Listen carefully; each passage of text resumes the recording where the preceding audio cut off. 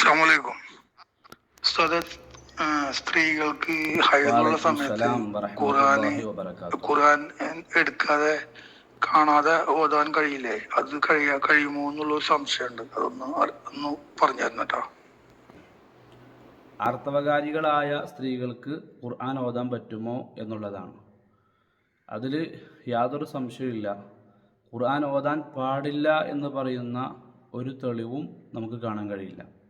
ഖുർആനിലാകട്ടെ ഹദീസിലാകട്ടെ പിന്നെ മറ്റുള്ള ഫത്വകളാകട്ടെ ഒന്നും ഒരാൾക്കും ഖുർആൻ ഓതാൻ പാടില്ല എന്നുള്ളൊരു അഭിപ്രായം ആർക്കും ഇല്ല. ഖുർആൻ ഓതാം. ഖുർആൻ മനഃപ്പാഠമാക്കിയ സ്ത്രീകളുണ്ട്. അവർക്ക് ഖുർആൻ ഓതുന്നത് കൊണ്ട് കുഴപ്പമില്ല. ഇന്ന് വെള്ളിയാഴ്ചയാണ്. അപ്പോൾ പിന്നെ സൂറത്തുൽ കഹ്ഫ് നമുക്ക് പാരായണം ചെയ്യാം.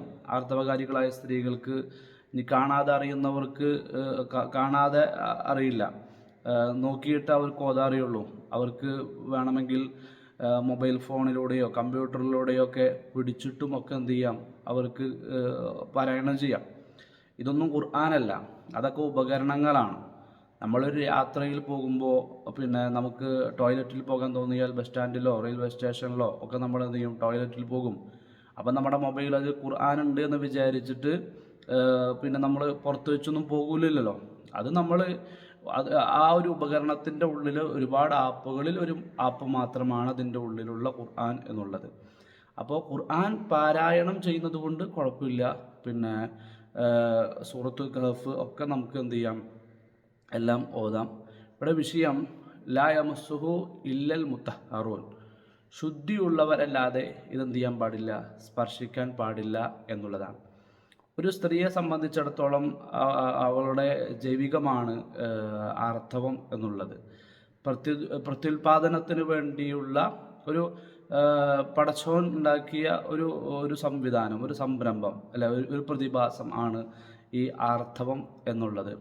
അത് പിന്നെ പ്രായപൂർത്തിയായത് മുതൽ ഒരു ഏകദേശം ഒരു കുറച്ച് പ്രായം വരെ അതെന്തുണ്ടാകും, പിന്നെ ആ ഒരു ആർത്തവ കാലഘട്ടം അവളുടെ ജീവിതത്തിലുണ്ടാകും. മാസത്തിൽ പിന്നെ ഒരു 7 ദിവസമൊക്കെയാണ് ഏകദേശം അത് ഉണ്ടാവുക എല്ലാ മാസങ്ങളിലും.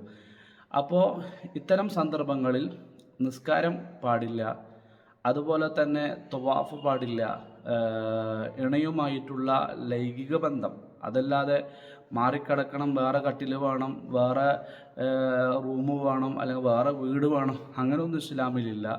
ഒന്നിച്ച് കിടക്കാം. ലൈംഗിക ബന്ധമില്ലാത്ത ബാക്കിയെല്ലാം ഇസ്ലാം അനുവദിച്ചിട്ടുണ്ട്.